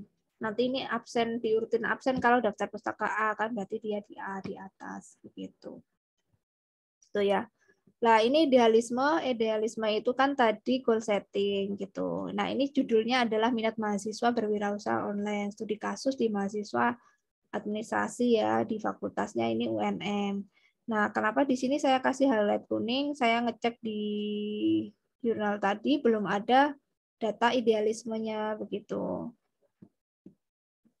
Karena kan ini bercerita tentang minat berwirausaha ya begitu. Nah, ini data yang dia sajikan itu adalah data bahwa menurut ahli di Indonesia ini masih pengusaha di bawah 2% begitu dan tertinggal oleh Singapura 7%. Data ini kalau menurut beberapa standar belum termasuk data primer gitu ya, belum valid begitu. Kalian bisa tambahkan nanti di sini misal realitanya tadi kan jumlah pengusaha itu masih 2% ya dibandingkan Singapura. Nah, otomatis ini kenyataan yang ada di lapangan di Indonesia. Nah, idealismenya harus berapa sih di Indonesia untuk pengusaha itu? Nah, kalian bisa hunting. Ini aku sempat hunting caranya di Google gitu, aku masukkan kata kunci berapa jumlah proporsi pengusaha Indonesia yang seharusnya dimiliki gitu untuk negara maju. Nanti keluar ternyata ada artikelnya Okezone, teman-teman, Okezone ekonomi. Nah, di situ ada berita tentang bahwa Indonesia itu harus punya 14% pengusaha dari rasio penduduk supaya dikatakan negara maju gitu. Nah, ini dari Kementerian Ekonomi dan Politik yang bicara seperti itu. Artinya ada goal setting di negara kita, targetnya harus 14% dari penduduk itu pengusaha. Nah, otomatis itu sudah jelas data idealisme. Jadi bisa dimasukkan ke sini. Nah, yang ditemukan di jurnal hanyalah data realita gitu. Nah, kalian bisa masukkan data realitanya di sini begitu ya. Nah, lalu di sini identifikasi masalah. Nah, identifikasi masalah ini merupakan indikator apa yang teori dasar dipakai oleh si peneliti tersebut. Nah, kalian bisa cari nanti ini di bab 1. Jadi fokusnya itu di bab 1, teman-teman. Fokusnya di bab 1 karena kalian akan bikin bab 1. Jadi inilah kita akan bedah, kalian akan bikin baju gitu ya, bikin atasan kemeja, kita bawakan kemejanya, kalian sudah berhasil bawakan contoh jurnalnya. Saat ini kita bedah gimana cara bikin kerahnya, bikin kancingnya, bikin patternnya. Nah, ini dia kita bedah satu-satu cara bikin kancing misalnya seperti itu. Nah, ini identifikasi masalahnya kelihatan di sini dia menggunakan teorinya siapa. Oh, dia pakai teorinya Siswanto 2016. Tentang indikator minat tuh ada 4 gitu ya, ada perasaan senang, ketertarikan, perhatian, keterlibatan. Nah, nanti data ini bisa dijustifikasi atau kita judge bahwa nanti di prasurvei begitu bilang bahwa masih banyak kok siswa yang ketika pembelajaran wirausaha ini siswanya belum terlalu terlibat gitu, belum banyak yang bertanya, bahwa kecenderungan Indonesia itu banyak yang lebih senang mendengarkan, jarang yang berdiskusi, perhatiannya banyak yang kurang fokus gitu ya. Ya sekedar normatif saja, tidak apa-apa. Kalau mau didukung bukti itu lebih baik lagi gitu ya. Misalnya nanti waktu kalian PKL atau prasurvei, scanning sebentar itu bisa wawancara dengan gurunya. Iya ya anak-anak tuh kebanyakan seperti itu gitu. Makanya waktu di tugasnya itu banyak yang salah karena tidak memperhatikan. Berarti kan minatnya males ya, apa kurang gitu loh istilahnya. Atau males mengikuti mata pelajaran tersebut. Bisa dikatakan seperti itu. Nah, itu masih kita copy, kita masukkan di sini teman-teman. Gitu ya. Nah, ini sebenarnya saya mau kasih satu lagi gitu yang namanya metodologi gitu ya, metodologi dan di sini kita temukan findings. Silakan kalau ada yang mau ditanyakan terkait bagaimana sih cara untuk menulisnya begitu. Metodologi dan finding atau hasil kesimpulannya begitu ya. Nah, kenapa di sini harus ada metodenya masuk? Supaya kalian tahu bahwa metode kualitatif itu dengan cara apa yang sudah pernah dilakukan penelitian-penelitian sebelumnya atau saat ini tuh seperti apa. Supaya kalian bisa punya standar, oh ternyata wawancaranya tuh 1 orang bisa, tapi harus orang yang gini gitu. Atau oh ternyata harus 5 kalau yang gini. Jadi nanti ketahuan trennya itu kayak apa sih yang benar-benar real di lapangan sudah pernah dilakukan sama orang-orang dengan kualitas penelitian yang oke. Tuh, jadi kita sudah punya pembanding, jadi nggak ketinggalan amat gitu loh pola pikirnya gitu. Karena benar-benar kita terjun di lapangannya langsung yang kita tahu lah. Ini hasil penelitian dan pembahasan. Oh ya nih, sorry.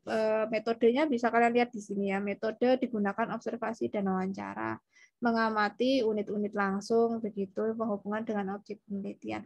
Tapi di sini mungkin ada kelemahan yang nggak jelas berapa jumlah sampelnya, dia mau wawancara berapa orang, dia mau observasi siapa itu belum terlihat gitu. Nah itulah ya kadang Indonesia seperti itu teman-teman. Tapi nggak apa-apa. Nanti pasti kalian akan bisa tahu pembanding dengan yang bahasa Inggris.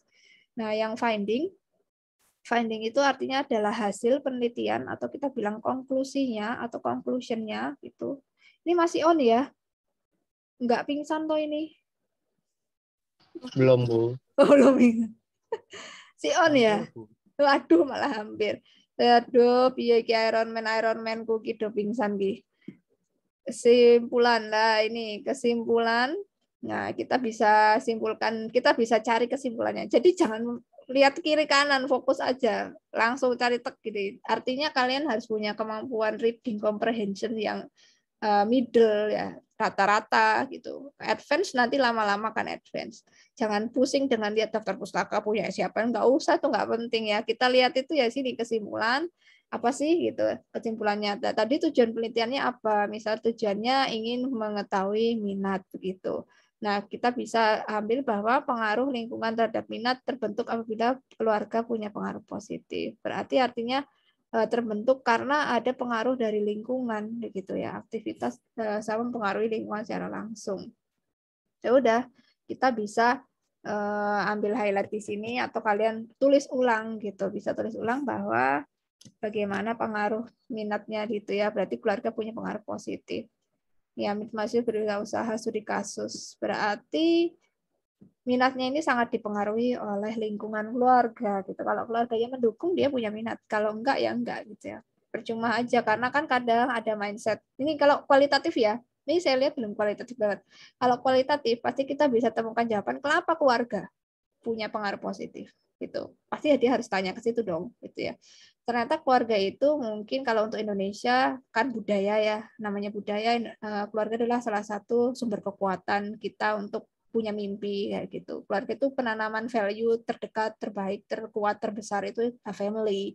Karena kita budaya kita sangat bonding keluarganya sangat kuat banget seperti itu. Karena ada pengaruh kultur bahwa kita orang Indonesia, orang Asia, keluarga atau family itu salah satu sumber kekuatan kita untuk mencapai cita-cita. Itu harus ada muncul kata-kata seperti itu kalau dia kualitatif real, metode kualitatif gitu ya.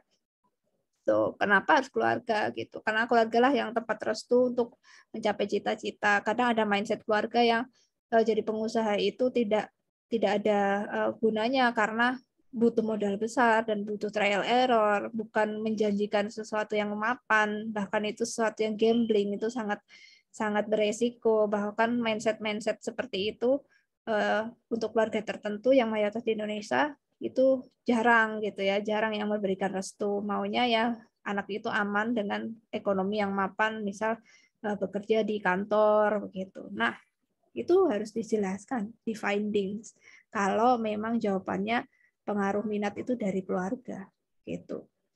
Harusnya penelitian gitu ya, itulah kualitatif. Oh, Desi mau tanya, silakan. Ini baru Indonesia, nanti tak jelasin yang Inggris ya. Bagaimana hunting yang analisis yang English journal. Silakan Desi. Lalalala.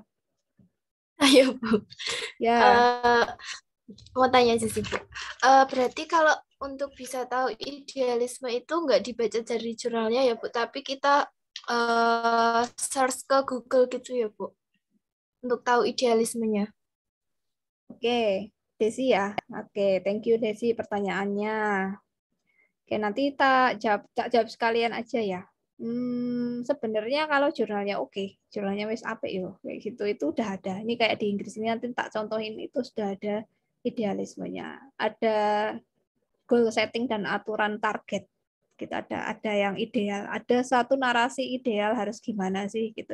Minat yang baik tuh kudu piye itu tuh udah ada gitu. Harusnya gitu ya. Nah, kalau nggak ada, tadi kita harus cari gitu. Kita tandain warna kuning.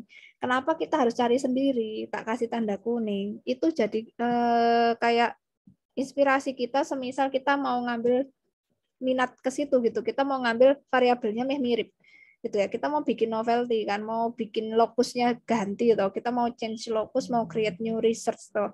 Di sini ada kelemahan gitu. Misal penelitian ini ada kelemahan idealisme nggak ada, atau misal findingnya kurang deep gitu ya, atau future research-nya nggak ada. Dia nggak menceritakan tentang apa sih untuk rekomendasi penelitian selanjutnya setelah membaca penelitianku itu harusnya ada gitu ya. Tapi di situ kan nggak ada.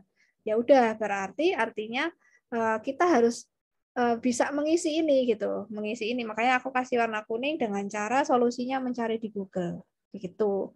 Cara satu-satunya ya memang pakai teknologi Google gitu. Nah, itu kalau enggak ada. Nah, nanti misal aku nemu lagi nih tentang jurnal yang satunya itu siapa tahu wis ono iki nih apa. Tapi ini kuantitatif sih SPSS. Makanya enggak tak terusin. Ini nih. Ini udah ada gap, udah ada idealismenya gitu ya. Badan Pusat Statistik, permasalahan Katuna Karya di sini. Itu ya. Nah, nanti tergantung sama bab 1 setiap jurnal ya. Nggak mesti ya. Nggak mesti nggak ada. Gitu. Nanti kamu akan merasakan sendiri yang Inggris sama Indonesia. Rata-rata Indonesia seperti itu. Gitu ya. Idealismenya kurang eneng. Gitu. Kalaupun ada paling kelihatan dikit-dikit. Gitu ya. Tuh, kelihatan dikit-dikit. Itu nggak apa-apa. Gitu ya, Desi. Berarti ada yang sudah ada di jurnal, ada yang memang belum ada gitu ya, Bu? Betul sekali. Ya, kalau apa? Lanjut lagi. Kalau misalnya udah ada di jurnal gitu, biasanya di bab berapa, Bu? Di bagian apa? Satu. Di pendahuluan. Ini semuanya di pendahuluan. Ya, idealisme, realita, identifikasi masalah itu di pendahuluan atau di introduction atau di latar belakang. Ya, kalau yang jurnal Inggris disebut introduction. Tuh, ini ya 1, 2, 3, idealisme, realita, identifikasi masalah itu di bab 1 pendahuluan. Metodologi ya bab berikutnya gitu ya, bab 2 gitu. Nah, nanti landasan teori kalau di jurnal itu ada di bab 1, teman-teman.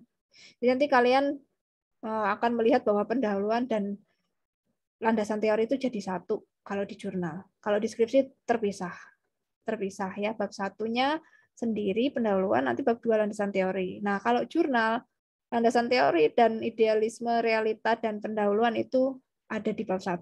Gitu, jadi satu. Bahkan landasan teori itu bisa jadi sebuah idealisme, bisa jadi sebuah data yang ideal karena hasil penelitian sebelumnya meminta ini loh yang baik, yang seharusnya, itu bisa jadi gitu. Makanya kita bedah jurnal itu untuk melihat data idealisme itu sebenarnya sudah pernah ada dilakukan di penelitian-penelitian sebelumnya, dan itu mesti tersembunyi, jarang orang-orang yang mengetahui hasil penelitian gitu ya. Karena nggak usah susah-susah cari sesuatu yang kayak apa ya, sebenarnya sudah banyak informasi itu sudah tersebar, tinggal kita mengaksesnya tuh tahu strateginya begitu. Itu ya, jadi ada yang sudah ada yang belum ada. Kalau misal belum ada, otomatis dikasih tanda kuning, nanti kita kosongin dulu, baru nanti kalian cari gitu. Kalian coba cari idealismenya kayak apa. Bisa jadi ini kemampuan kalian mencari data nantinya. Jadi seperti latihan mencari data begitu. Itu ya. Kalau finding ini artinya adalah kesimpulan gitu ya. Find kan menemukan. Jadi temuannya apa gitu. Temuan akhirnya bagaimana, konklusinya atau kesimpulannya apa. Itu ada di bagian bawah sendiri sebelum daftar pustaka. Itu disebut findings. Nah, findings ini nantinya akan kita tarik di bab 2-nya skripsi gitu. Skripsinya kalian yaitu di bagian penelitian yang relevan. Nanti itu narasinya adalah berdasarkan kesimpulan dari jurnal-jurnal ini referensi Anda yang serupa dengan OTKP begitu ya. Nanti diarahinnya ke OTKP atau diarahinnya ke ADP. Gitu. Nanti kita cari yang jurnalnya itu bisa mensupport ke OTKP teman-teman. Gitu ya Desi. Informasi yang bisa disampaikan. Ada lagi? Cukup, Bu. Terima kasih, Bu. Oke. Alfian, silakan. Oke Bu, mungkin ini pertanyaan saya entah Ibu sudah menjelaskan atau tidak. Tadi sinyal saya agak kurang baik Bu. Pertanyaan saya terkait dengan tugas Bu. Ini kan kita suruh nyari variabel minat kita ya Bu. Berarti yang kita sudah stabiloin Bu ya? Iya, ya. Nah kalau misalkan kita menstabiloinnya itu lebih dari satu, itu gimana Bu? Apakah milih salah satunya atau gimana Bu? Oke. Ya, thank you Alfian. Milih salah satu aja. Satu dulu. Dari 3 pilih 1. Karena udah milih dari banyak variabel, pilih 3 kan. Setelah udah 3, sekarang pilih 1. Yang paling kamu minatin. Dari 3, kecilkan lagi 1. Alfian apa variabel yang kamu minati 3 itu? Sebentar Bu, saya lupa. Apa ya Bu? Dicatat di ini loh, di di meja belajar. Kalian bikin catatan gede banget, terus 3 variabelmu itu mbok pampang. Mbok jadiin law attraction. Istilahnya itu dipikirin terus gitu, biar muncul terus gitu. Misalnya minat wirausaha atau motivasi bekerja atau kesiapan kerja gitu. Jadi 3, jadi udah di luar kepala. Jadi pas hunting itu, aku mau nih minat wirausaha kayak gitu. Aku mau nih work performance. Jadi apa penelitianmu work performance? Jadi kayak udah di luar kepala gitu loh. Konsepnya mau apa nih? Oh ini tentang kinerja gitu.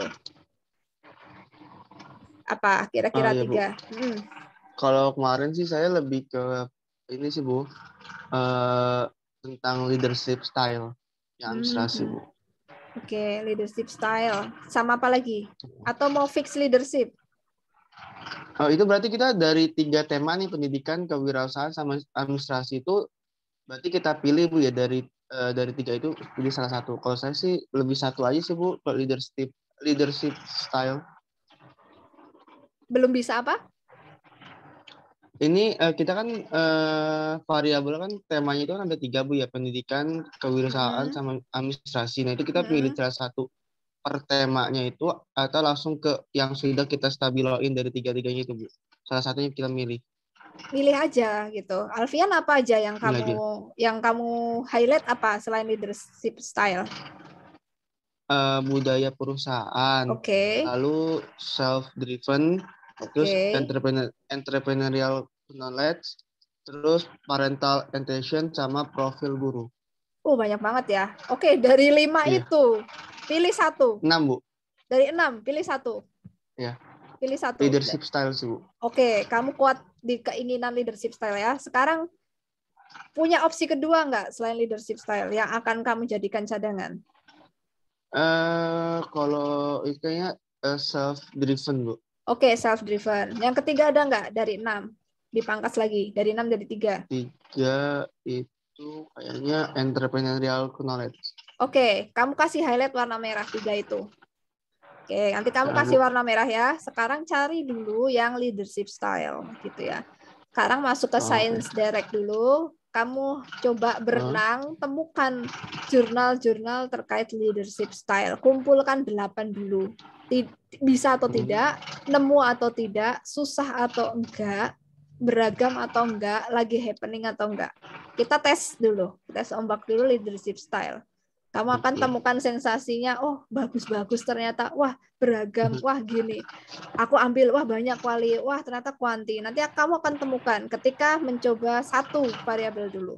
Itu ya, kumpulin dulu 8 misalnya.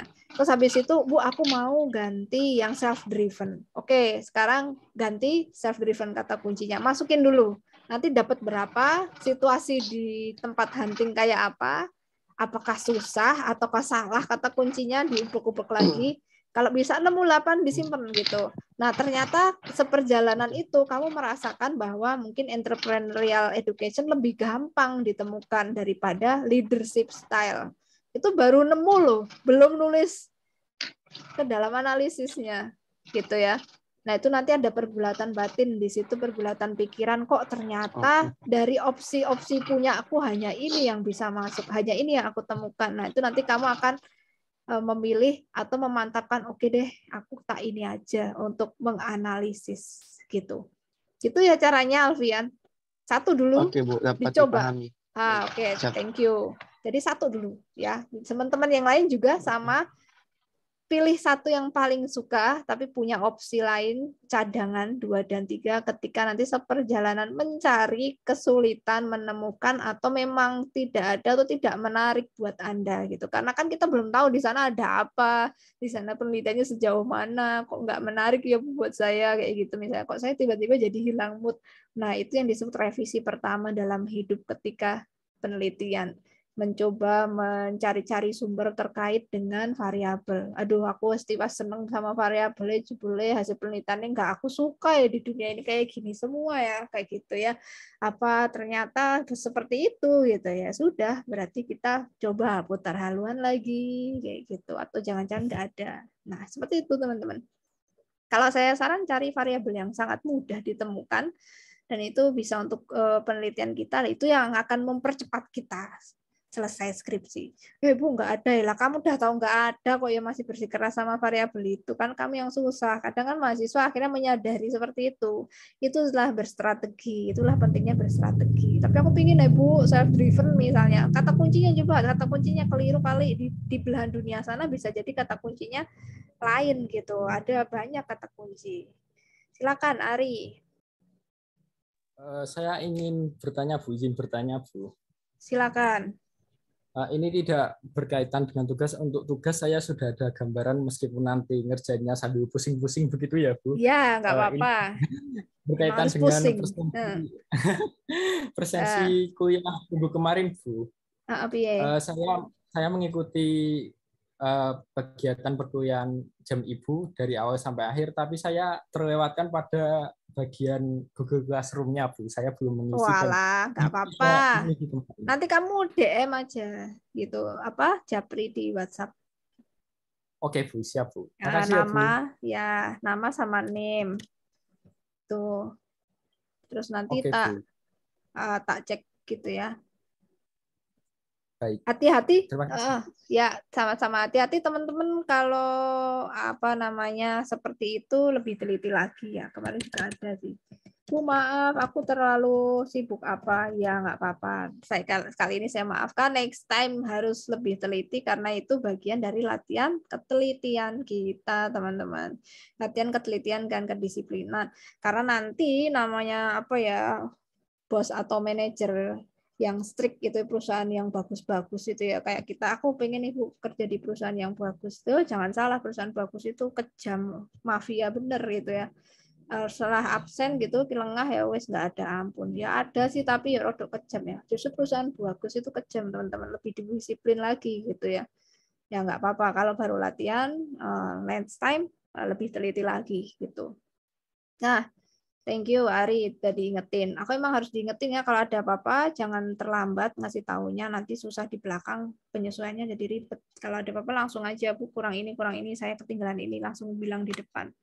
Nah, ini saya jelasin yang untuk versi Inggris. Setelah itu bubar jalan ya. Udah jam 3 nih, saatnya nge-gym nih.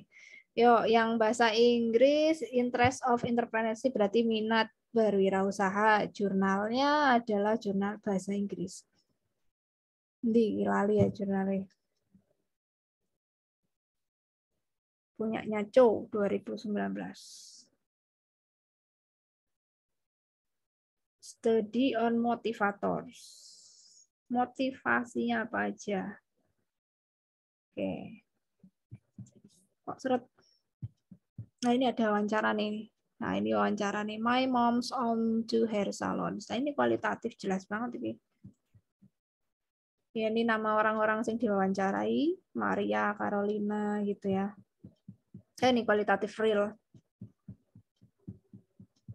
Nah, aku nemunya pakai Google Scholar, tak masukin kata kunci di Google Scholar tuh kualitatif research gitu ya, for entrepreneurship kayak gitu aja, tahu-tahu muncul kualitatif study, ya wes tak ambil gitu. Nah, ini judulnya kualitatif study on motivators and barriers affecting entrepreneurship among Latinas. Nah, kalau mau punya kemampuan reading gitu ya harus paham lah judul ini tentang apa gitu. Nanti ada saatnya saya testing ketika kalian hunting jurnal terus udah dapet state of the art-nya, udah punya kolom tabel-tabelnya. Aku mau lihat jurnal yang ini. Terus kalian buka jurnalnya kayak gini. Terus aku tinggal ngomong, ini jurnalnya ngomongin apa? Apa inti dari kesimpulan jurnal ini? Ini findingnya ya apa? Kayak gitu toh, gitu ya. Ya seperti itu pembimbing gitu ya. Atau seperti itu yang sudah sering dilakukan di luar sana. Ini jurnalnya tujuannya mencari apa toh gitu. Wes gitu.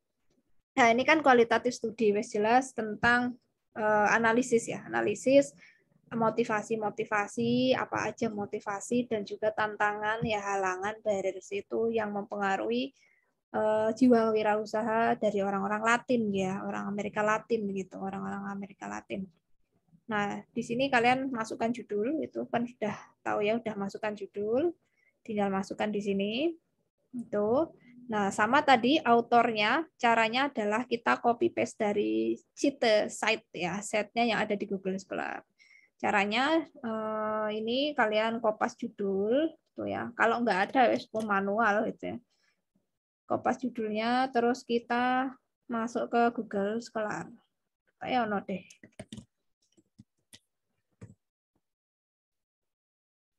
Nah, kualitatif study on motivators. Oke, kita ambil atau klik bagian yang ada tanda kutipnya ini atau disebut site cite ya. Oh, udah disitasi 25 orang. Jadi udah ada penelitian baru yang merujuk penelitiannya si orang Latin ini ya, orang Latinas ini. Wah, keren, berarti lumayan. Nah, ini di kopas tapi tidak semuanya gitu ya. Yang kamu kopas adalah pengarangnya dan tahun. Seperti ini. Cho E Moon ZK Bonkong T 2019. Ini adalah autor atau pengarangnya, teman-teman. Kita masukkan gitu, kita masukkan di sini. Nah, ini sudah saya masukkan, itu pengarangnya. Oke, terus baik kualik harusnya autor sih, nggak apa-apa. Terus tujuan dari penelitian ini. Nah, penelitian ini tuh bertujuan ngapain sih? Tujuan penelitiannya ini apa? Nah, kenapa ini harus ada purpose of study supaya nanti kalian bisa menuliskan tujuan penelitian skripsi Anda. Jadi udah tahu seperti apa sih tujuan penelitian itu.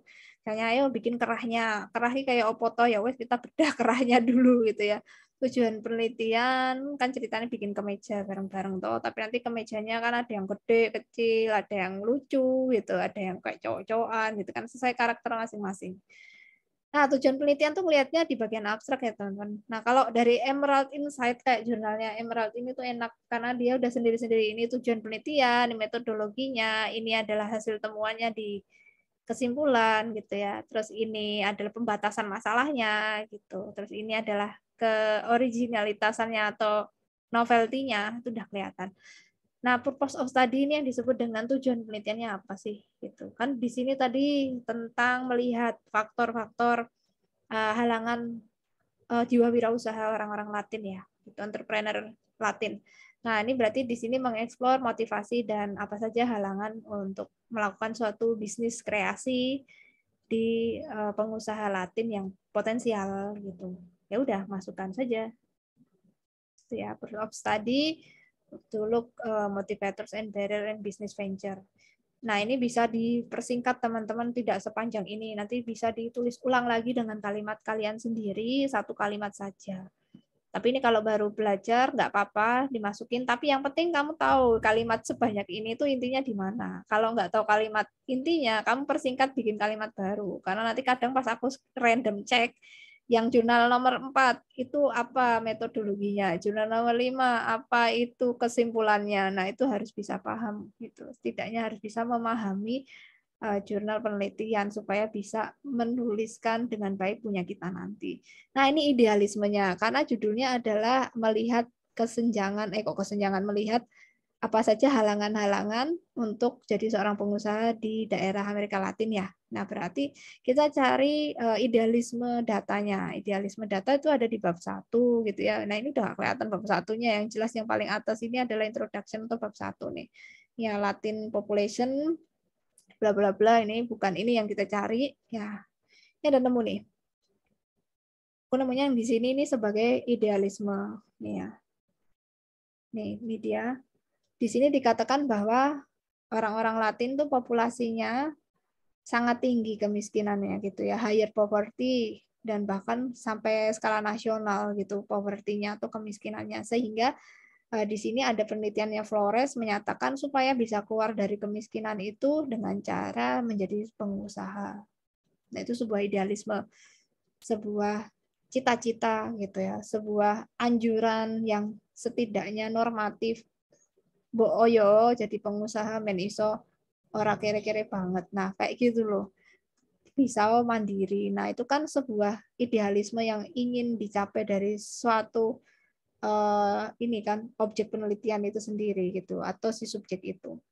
Baru kita copy, kita masukkan tadi ya, teman-teman, kita masukkan di mana tadi? Masukkan di sini gitu. Nih, karena orang Latin itu banyak yang rate poverty-nya sangat tinggi skala nasional, jadi salah satu solusi dari keluar kemiskinan adalah pengusaha.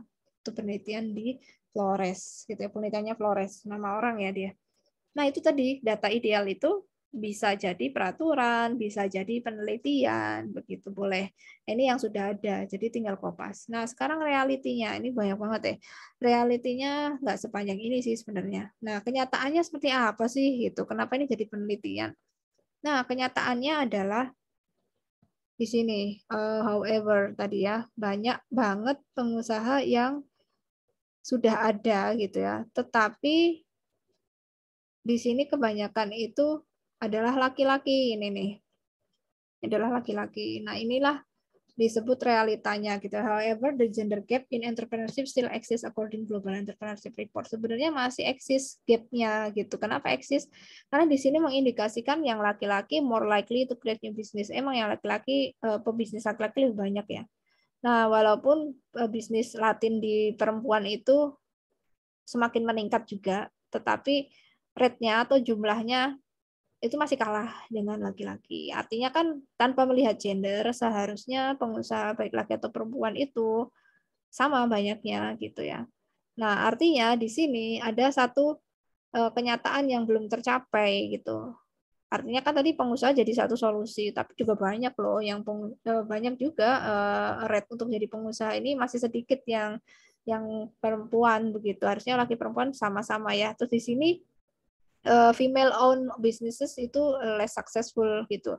Pengusaha perempuan tuh lebih sedikit yang sukses dibandingkan yang laki-laki.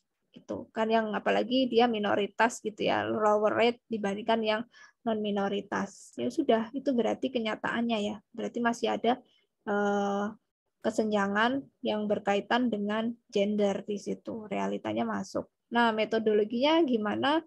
Nah, metodologinya ya nanti kita cek, teman-teman, kita bisa lihat di abstraknya, atau kalau mau deep lagi kalian bisa masuk ke dalam metodologinya yang di bawah sini. Tapi kalau mau cepat saja kita bisa lihatnya di bagian metodologi approach di sini. Focus group interview, collect data Latin between 20-30. Berarti ini artinya ada fokus grup diskusi. Jadi interview dengan grup gitu ya. Interview dengan grup, fokus dengan grup, usianya 20-30 begitu. Interview participant first generation college student, berarti yang diwawancarai adalah generasi awal atau angkatan-angkatan pertama dari mahasiswa-mahasiswa. Yang perempuan mungkin ya, seperti itu. Tapi sini tidak dijelaskan. Dan kalau mau lihat lebih jelasnya bisa di bagian metodologi di bawah. Tuh.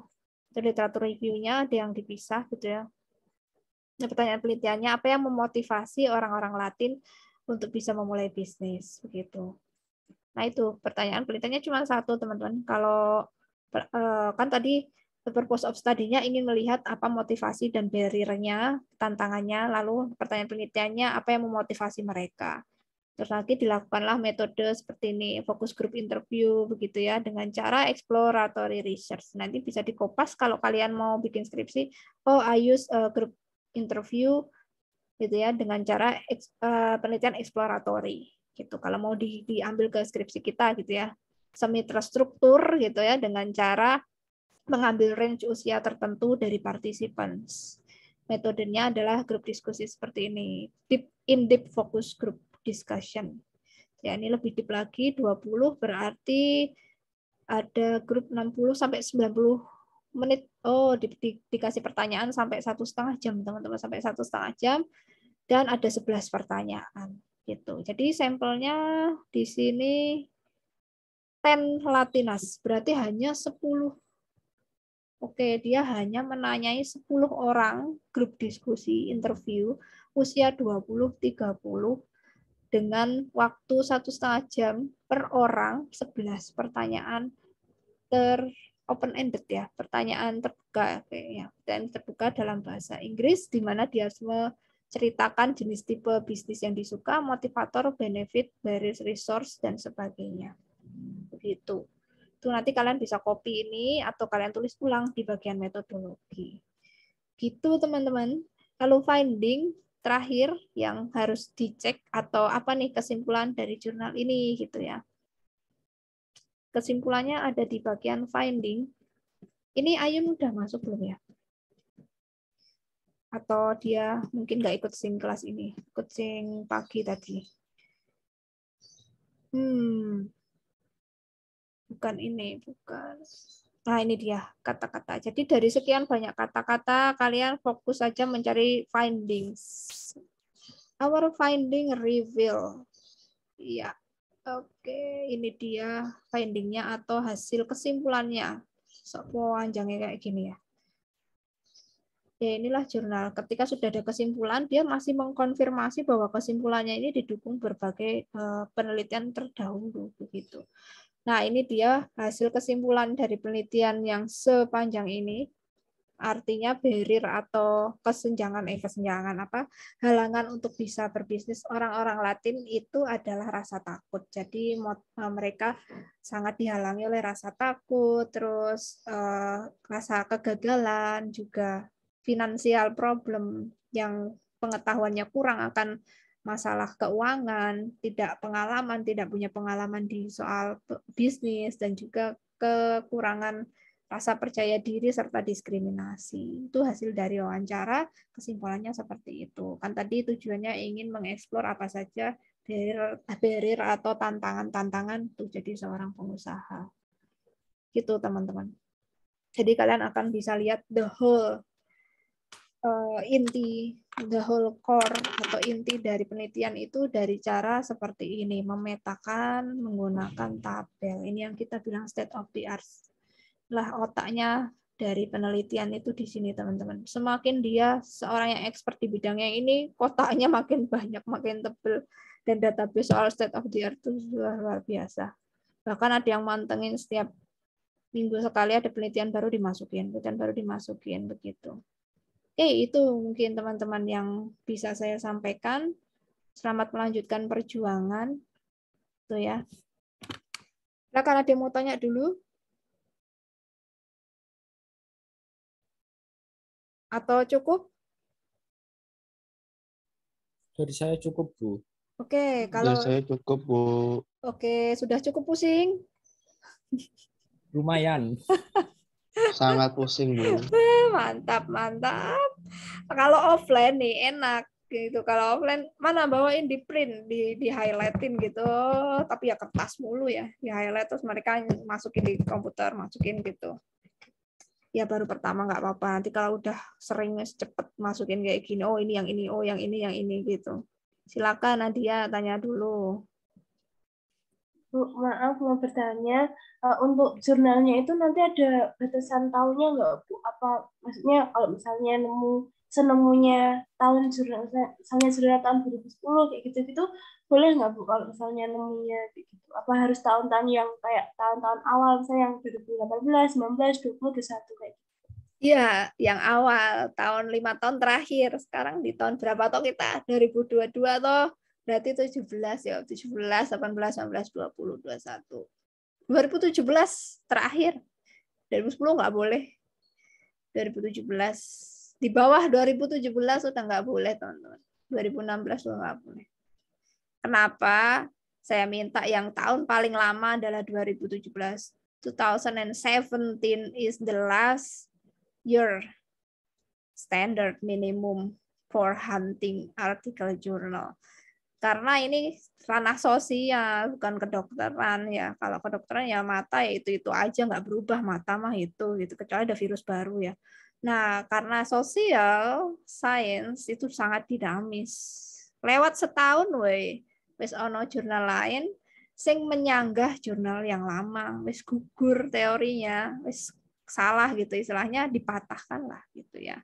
Apalagi kita yang di entrepreneurship gitu tuh udah jelas berubah sekali perkembangan dengan digitalize AI-nya gitu ya, udah nggak relevan lagi mungkin pakai alat-alat kantor, sekarang udah metaverse.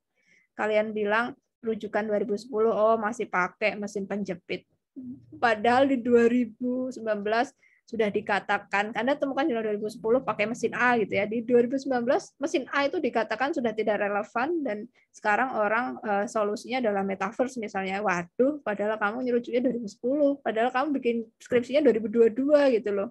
Cara logika kayaknya nggak dibolehin gitu. Kecuali buku babon atau teori awal muncul dari minat atau interest of entrepreneurship itu teori tahun berapa. Misal Anda pernah temukan nih, nggak sengaja gitu temukan interest of entrepreneurship tahun 79 itu adalah jurnal pertama kali tentang minat wirausaha.